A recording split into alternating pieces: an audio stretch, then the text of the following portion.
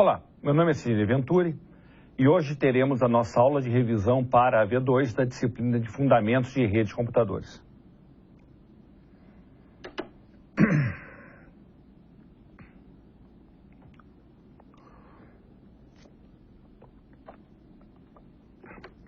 Vamos começar falando da camada de transporte. A camada de transporte é a primeira camada fim a fim. O que é isso? É a primeira camada que só existe nos dispositivos finais. Ó. Lembrando, dispositivos finais são aqueles que têm a pilha inteira. O que acontece? Dispositivo intermediário, como um roteador, vai até a camada 3. Então a camada de transporte, que é a 4, é a primeira que aparece apenas nos dispositivos finais. Ela cria a ilusão de comunicação direta entre os hosts. Eu possuo dois protocolos na camada de transporte da internet, dois protocolos básicos. O UDP, que é um protocolo não confiável, sem conexão, que não garante a entrega, não manda ACK confirmando que entregou, não implementa controle de fluxo, não garante a sequência. Ou seja, não garante absolutamente nada.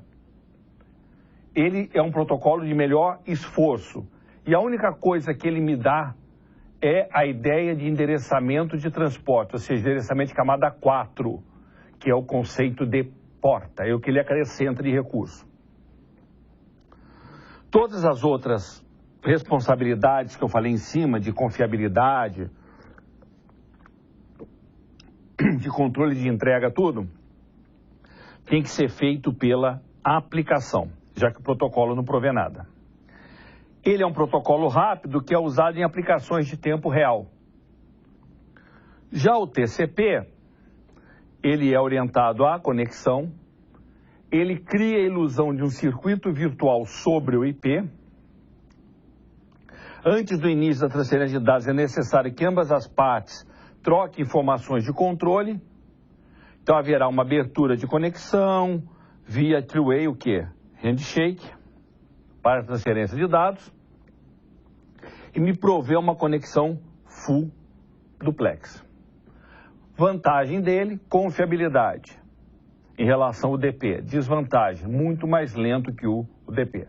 É por isso que o UDP é usado em aplicações de tempo real que não podem conviver com atraso, enquanto o TCP é usado em aplicações onde a confiabilidade seja fundamental.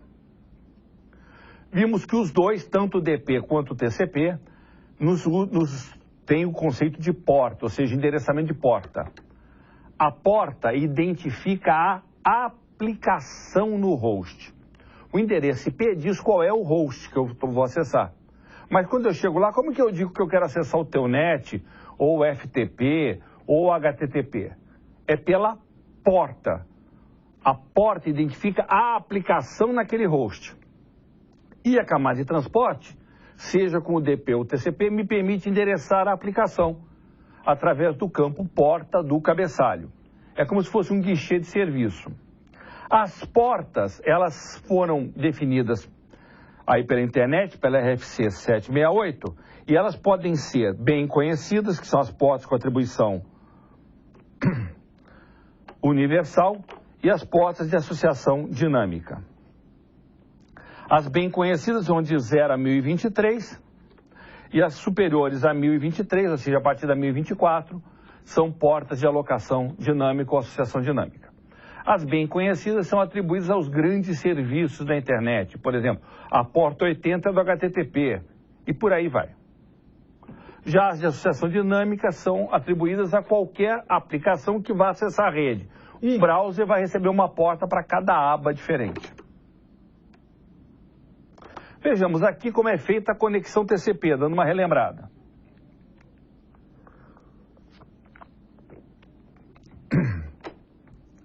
O cliente pede para abrir a conexão, vai um pedido de abertura.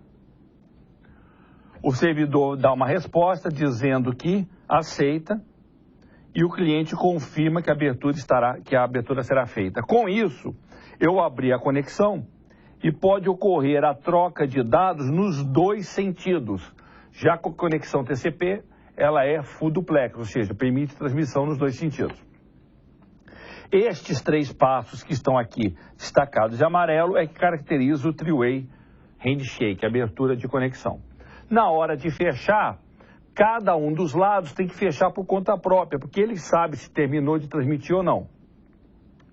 No caso, o cliente que acabar a transmissão, ele avisa um pedido de encerramento e o servidor confirma, beleza, encerrou. Isso é o half close. Eu só não posso mais ter transmissão do cliente para o servidor, mas eu posso continuar transmitindo do servidor para o cliente, já que eu só fechei num sentido. Quando o servidor não tiver mais nada para transmitir, ele pedirá para encerrar e o outro vai confirmar. Com isso, eu terei outro half close e fecharei a conexão.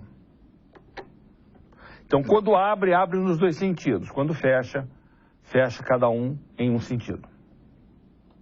Protocolo Telnet. Camada de aplicação agora. Vamos ver alguns protocolos. O primeiro deles, o Telnet. O Telnet é o emulador de terminal. Ele permite que uma máquina se conecte a outra máquina como se fosse um terminal daquela máquina. E envia comandos via linha de comando, como se eu estivesse escrevendo comandos no prompt de comandos da outra máquina. Então eu vou ter o cliente e o servidor. Tá? E aí eu vou digitando e ele vai executando os comandos do outro lado. Isso é o protocolo Telnet. O FTP, que é o File Transfer Protocol, é o protocolo para transferência de arquivos na internet. O FTP, ele tem o cliente, que é o lado que inicia a transferência, e o servidor, que é o hospedeiro remoto. A ideia é transferir arquivos de ou para o servidor remoto. Ele segue o modelo cliente-servidor. O FTP ele usa 2 portas de protocolo. Uma, a porta de controle e a outra, a porta de dados. Isso é para poder controlar a transferência. A 21 é a porta do servidor. Beleza.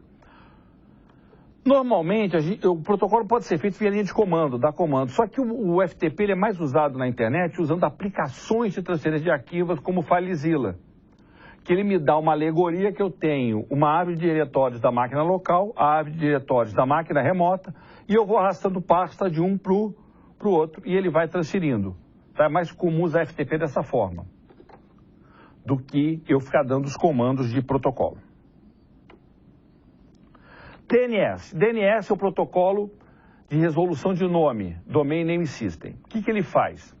Ele transforma aquelas URLs, www alguma coisa, e não é que transforma. Eu passo a URL que eu quero, ele me diz qual é o endereço IP que tem aquela URL, que me permite acessar aquela página. Eu posso fazer isso para correio eletrônico, para página web, para FTP, servidor FTP, quando eu quero acessar qualquer coisa na internet, por nome, o DNS será chamado para descobrir o IP. Por quê? Porque todo o roteamento, toda a descoberta de caminho na internet é feita via endereço IP. Então eu preciso saber o endereço IP do host que eu desejo acessar, do servidor que eu quero acessar, o IP da máquina que tem o serviço que eu desejo acessar. Antigamente você usava páginas amarelas, essas coisas para descobrir os endereços IPs, e com o advento do DNS na internet ajudou muito. Correio eletrônico. O correio eletrônico é uma outra aplicação para envio e recebimento de mensagens de e-mail.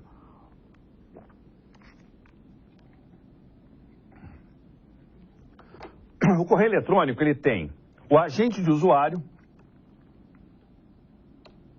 que é o programa de correio eletrônico que você usa, Thunderbird, o Outlook Express ou qualquer outro. Ele tem o servidor de correio e os protocolos. E eu tenho o protocolo de envio e o protocolo de recebimento, que são diferentes. O protocolo de envio é o SMTP, Single Message Transfer Protocol. Ele é usado para enviar o correio da sua máquina até o servidor de correio. Quando chega lá, duas coisas podem acontecer. O destino está naquele servidor, já é dele, ou está em outro servidor. Se é dele mesmo aqui, ele já vai e coloca na caixa de entrada, ponto. Se não é dele, ele vai ter que enviar para outro servidor, também usando o SMTP, é o mesmo protocolo. Quando chega no servidor de destino, ele vai e coloca na caixa de entrada. E vai esperar o quê? O destinatário pedir para baixar o e-mail, para acessar os e-mails que estão em sua caixa de entrada. E para isso ele vai usar um de dois protocolos, ou o POP ou o IMAP. O POP, que é o protocolo mais antigo, que simplesmente baixa para a máquina local e apaga no servidor. E o IMAP, que deixa a mensagem no servidor e você baixa o cabeçalho e só baixa a mensagem se precisar. Ou também você pode baixar para a máquina local e fazer um espelho do que está no servidor. Tudo que você fizer na máquina local, por exemplo, criou uma pasta, é criada uma pasta no servidor. Apagou a pasta na máquina local, apaga no servidor. Faz com que a máquina local seja um espelho da sua caixa de entrada no servidor, o IMAP. E o POP é mais simples, ele pega e baixa e só isso. HTTP. Protocolo HTTP é um protocolo para transferência de páginas web. Poder baixar imagens, uma série de coisas, tá? Uma página consiste de objetos endereçada por uma URL, tá? O agente para isso é o browser, como o Internet Explorer, Chrome, Mozilla e outros, tá? E os servidores, como o Apache, o Internet Information Service da Microsoft. O que o HTTP faz? Ele permite que o browser faça a requisição da página web e que o servidor envie a página web. Só isso. É um protocolo relativamente simples.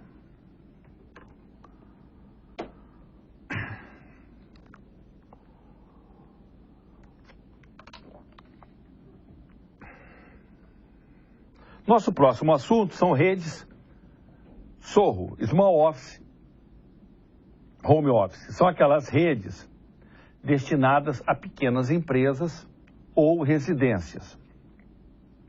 Esse tipo de rede, ela é calcada no uso de uma rede, de um acesso normalmente de banda larga via modem ADSL ou cable modem.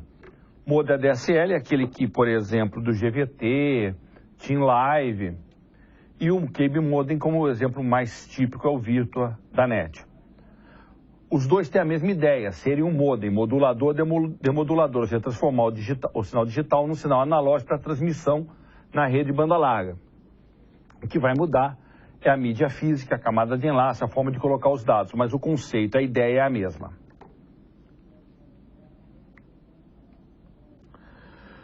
O cable modem, ou o modem ADSL, é o dispositivo que transforma o sinal digital em analógico, tá?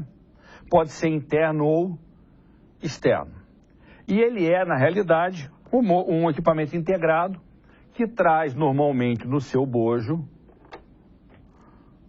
parte de rede, suporte à rede sem fio, como tem aqui as antenas, portas para switch, porta para conexão de switch. Ele também trabalha como roteador, como DHCP, como NAT, faz o NAT da rede, uma série de recursos que permite o funcionamento eficiente de uma rede de baixo custo.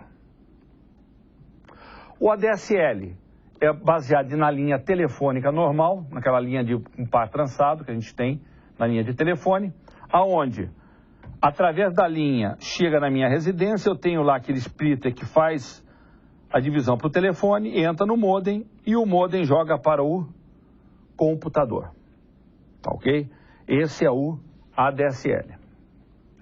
E aqui eu tenho a divisão para jogar para a linha de telefonia ou para a internet. Já o cable modem, a diferença é que ele é ligado no modem da TV a cabo. No modem. Ligado no cabo da TV a cabo. Tá? No cabo coaxial da televisão a cabo. E ele transmite os dados via o cabo coaxial. Normalmente também precisa, a linha telefônica vem normalmente também pelo cabo. Para quem usa netphone é um nome comercial, né? Mas a linha telefônica via TV a cabo sai do próprio modem, você tira o quê?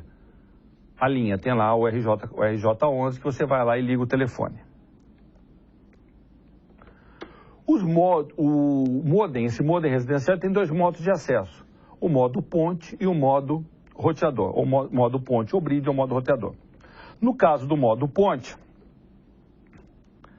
o IP público, lembrando que a gente tem o IP público, aquele que é válido na internet, e o IP privado, que não é válido na internet. O IP público, ele fica no computador do usuário, tá aqui ó, o IP público, ele fica no computador do usuário. Eu uso um discador que faz a conexão direto na internet. Então aqui ele simplesmente faz a ligação entre dois segmentos de tecnologias diferentes, mas as máquinas estão na mesma rede, já que esse IP vai ter que pertencer à rede do ISP que me forneceu o IP. Já no modo roteador, não. O IP público que ele recebe do ISP fica no próprio quê? Roteador. Internamente a gente usa IP privado.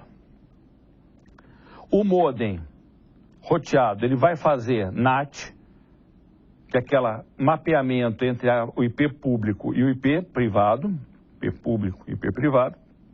Vai fazer DHCP, ou seja, vai distribuir IP e configuração IP para as máquinas da rede, o quê? Local, vai distribuir por conta dele, tá? E ele é roteado por quê? Porque a rede local, usando IP público, é uma rede, por exemplo, 92168 alguma coisa, e aqui fora eu tenho uma rede 200 qualquer coisa, que é uma rede privada. E ele vai rotear da rede local para a rede privada e vice-versa, por isso que ele é chamado modem roteado. Outra coisa, não precisa de discador, o próprio modem faz a conexão. Outro equipamento importante é a placa de rede, a interface de rede. Cuja principal função é transformar aquele sinal do computador que é paralelo para um conjunto de sinais seriais a serem jogados no cabo de rede. Tá? Ela é a interface entre o dispositivo e o canal de dados e desempenha as funções de camada física e de enlace, placa de rede e equipamento de camada 1 e 2. O hub é só um meio de interconexão. Ele é um equipamento de camada 1, ele só entende camada física, na realidade ele não entende cabeçalho, nada. O que ele entende é sinal positivo e sinal negativo, maior e menor. E ele é um regenerador de sinal, tudo que entra por uma porta ele regenera o sinal e manda para todas as outras portas. Então ele sempre trabalha por broadcast. Já o switch, que é parecido fisicamente com o hub, mas ele é um equipamento de camada 1 e 2, ou seja, ele consegue enxergar o cabeçalho de camada 2, ele consegue enxergar o endereço MAC, e com isso ele consegue direcionar para a porta de saída. Tá? Ele tem aqui uma tabela com o MAC de cada roteado, de cada máquina, e em qual interface está aquela máquina. Então ele vai falar que a máquina A está na interface 1. Então tudo que chega para a máquina A ele joga para a interface 1. Ele não faz mais broadcast. Além disso, ele usa um esquema de autoaprendizagem. Ele aprende sozinho onde está cada máquina. Ele é plug and play, eu coloco, já está funcionando, não preciso configurar nada. Ao contrário do roteador, que eu tenho que configurar várias coisas, aqui eu não preciso configurar absolutamente nada. Ele faz filtragem de pacote e separa os domínios de colisão. O switch ele é full duplex. Então, se duas máquinas transmitem ao mesmo tempo para o switch, não ocorre colisão. Ao contrário do que acontece, não vai ocorrer uma colisão aqui. Ele vai conseguir trabalhar. Inclusive, se a máquina A estiver mandando algo para B e a B para A ao mesmo tempo, não tem galho nenhum. O switch consegue chavear, porque ele é full duplex. Ele tem um canal de envio e um canal de recebimento, então não tem colisão. Já um hub ocorreria colisão, porque ele é half duplex, ou ele transmite num sentido, ou ele transmite no outro sentido. Não consegue transmitir nos dois ao mesmo tempo. Já o roteador, a palavra-chave do roteador é interligar redes diferentes. O que o roteador faz? Ele interliga máquinas que estão em redes distintas. Tá? Distintas. Essa é a grande função do roteador. Um equipamento de camada 3 que trabalha com os endereços IPs e não com o endereço MAC. Então eu tenho aqui várias redes, ó, rede 1, 4, 3, 2, 1, e aqui os vários o quê? Roteadores que vão interligar as redes diferentes. Configuração de host.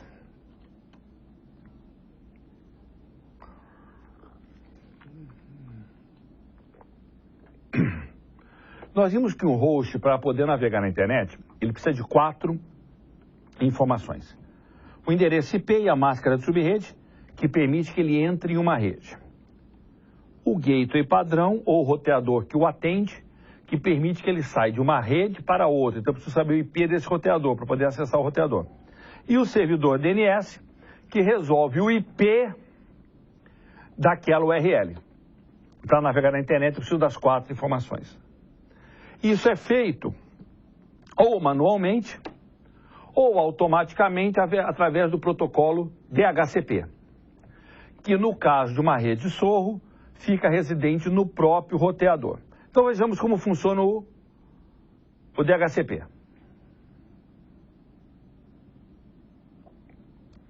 O DHCP, quando um cliente entra na rede, ele vai enviar um DHCP Discover. É uma mensagem de broadcast para a rede toda dizendo, olha, eu preciso de uma configuração DHCP, quem está aí para me atender?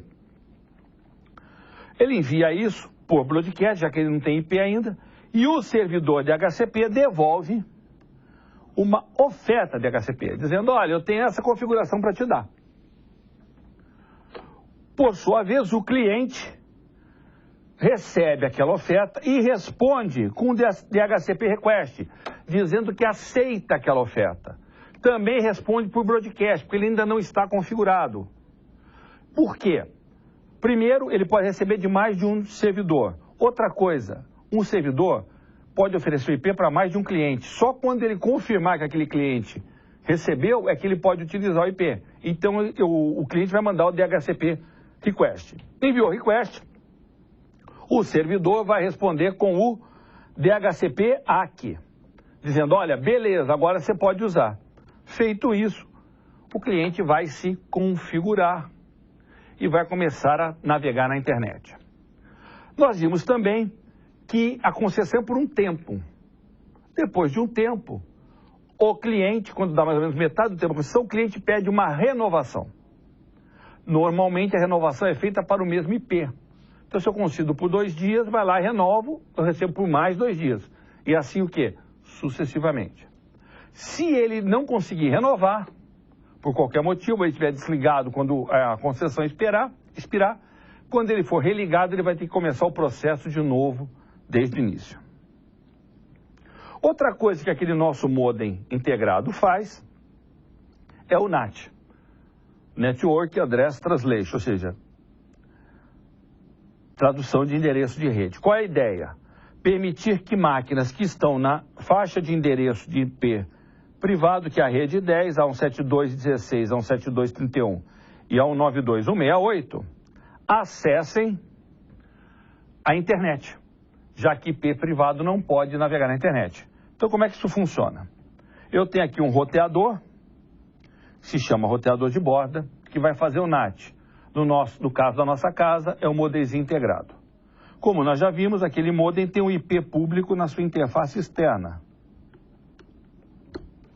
Quando uma máquina deseja acessar algo na internet, ela manda uma requisição com o IP interno dela e o IP do servidor que ela quer acessar. Isso vai para o roteador. O que o roteador faz? Ele vai acessar esse IP externo aqui, que esse cara mandou como destino. O meu destino É o 209 lá, o de fora. E a minha origem é um 92 alguma coisa, que é o meu IP. Quando chega no IP público aqui, o que esse cara faz? Ele substitui a origem do IP privado pelo seu endereço IP público e manda lá para o servidor. Ao mesmo tempo, ele coloca numa tabela que esse cara aqui pediu para acessar aquele servidor. Quando aquele servidor responder, o que ele vai fazer? Ele vai encaminhar internamente para o cara com o IP privado original. E dessa forma vai chegar aqui no destino. Temos aqui o tal dos 4 endereços. O local interno, que é o endereço IP do computador de origem local. O global interno, que é o endereço IP público do roteador. O local externo, que é o endereço do servidor que eu quero acessar. E o global externo, que é o próprio endereço do servidor que eu quero acessar, é o mesmo endereço. Tá? E aqui mostra o funcionamento, né? Quando sai desse cara, sai com o IP dele como origem e com o IP do servidor como destino. Chega no roteador. O roteador substitui esse IP do PC1 pelo dele, ó, e mantém o IP do destino aqui. Ao mesmo tempo, ele faz esse mapeamento aqui, ó. Qual era o IP interno da máquina interna para qual externo? E aqui ele armazenou também no servidor web qual era o endereço local externo e o global interno, o meu e o do servidor.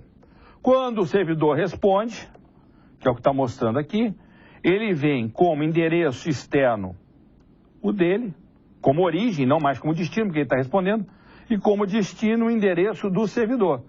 Quando chega aqui, o servidor substitui esse endereço por esse aqui, ó, e manda para cá. E é dessa forma que ele faz o NAT. E o último assunto da nossa disciplina, que foi rede sem fio.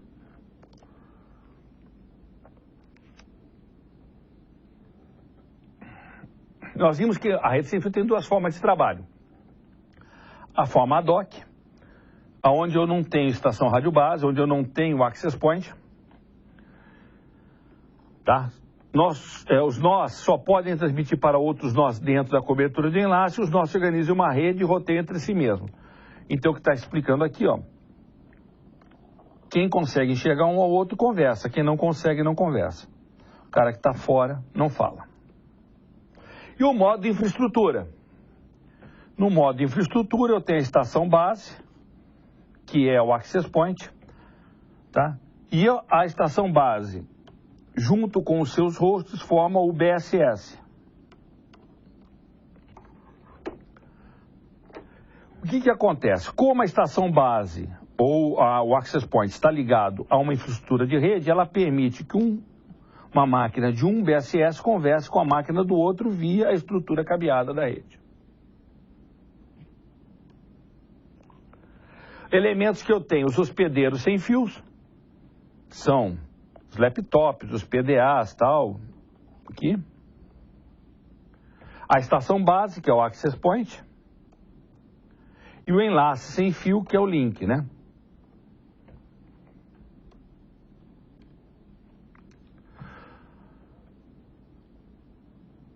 Como é que funciona então a transmissão? O hospedeiro sem fio vai se ligar ao access point, que é o ponto de acesso, e cada access point vira um BSS. O BSS, o Basic e tal, é a célula, né, formada pelos hosts que estão conectados em um determinado access point. E nós vimos também o CSMA-CA, que é a forma de funcionamento da rede sem fio. Nós vamos a comparação com o CSMA-CD da Ethernet durante a aula, lembrando que a ideia do CSMA é ouça antes de transmitir. Então só pode transmitir quando o canal está livre. Só que, pelo problema do terminal oculto, que é quando uma máquina não enxerga a outra, elas não sabem que elas estão transmitindo ao mesmo tempo. Então é muito difícil, primeiro, perceber o canal livre. Segundo, é impossível se detectar colisão. Então a rede sem fio usa o CSMA-CA, que previne a colisão. Se nós lembrarmos CSMA-CD, eu sei que entregou porque não houve colisão. Como eu não consigo detectar colisão, esse método não funciona. Então a primeira coisa diferença é que eu envio os dados, fui autorizado a enviar os dados, enviei os dados. E eu vou receber um AQ, que é uma confirmação de recebimento. Então eu trabalho aqui com confirmação positiva. Se eu não receber o AQ, eu assumo que não chegou. Vou retransmitir. Tá ok? Como eu tenho aquele velho problema do terminal oculto, o que é o terminal oculto? É aquela situação que está aqui, ó. O H1 não enxerga o H2. Então o H2 é oculto em relação ao H1. Se o H2 transmitir algo para o AP, e o H1 transmitir ao mesmo tempo, isso pode gerar uma colisão aqui no AP. Já que o dielétrico, né, o A é um meio half duplex. Duas ondas vão se colidir e vão se destruir. Para evitar isso, se trabalha com o RTS e o CTS. Vamos ver como é que funciona. Esses dois aqui, ó, esses dois terminais aqui da esquerda, ou vários que eu posso ter os pontinhos, podem estar ocultos em relação a esse. Isso é absolutamente irrelevante. O importante é o AP enxergar todo mundo, o Access Point enxergar todo mundo. A máquina 1 manda um RTS, que é um quadrinho de requisição. Olha, eu quero transmitir. O AP espera para ver se mais ninguém pediu, se não ocorreu uma colisão aqui entre RTS, porque a ideia aqui não é impedir totalmente a colisão, é evitar a colisão de quadros de dados e de AQ. De RTS e CTS pode ocorrer colisão. Aí chega o RTS aqui. Esse cara fala, beleza, vou te autorizar. Então ele manda a autorização para esse cara, para o A aqui, ó, transmitir, e ao mesmo tempo vai informar o B, o C e todos os outros que ele concedeu autorização para o A. Com isso, essas duas máquinas aqui, ó, enquanto não chegar o AQ, dizendo que o canal está livre, elas não vão mandar nem RTS, porque elas vão considerar que o canal está cedido para alguém, o meio foi cedido para alguém. Quando essa origem recebe o CTS, espera um pequeno tempo e manda os dados. O AP manda o AQ para todo mundo saber que terminou a transmissão. E aí pode recomeçar a transmissão. Esse é o esquema básico de funcionamento da rede sem fio. Bem, com isso, terminamos a nossa revisão para V2. Agradeço a atenção de vocês. Essa é a nossa última aula na disciplina. Desejo boa sorte para vocês e até a próxima.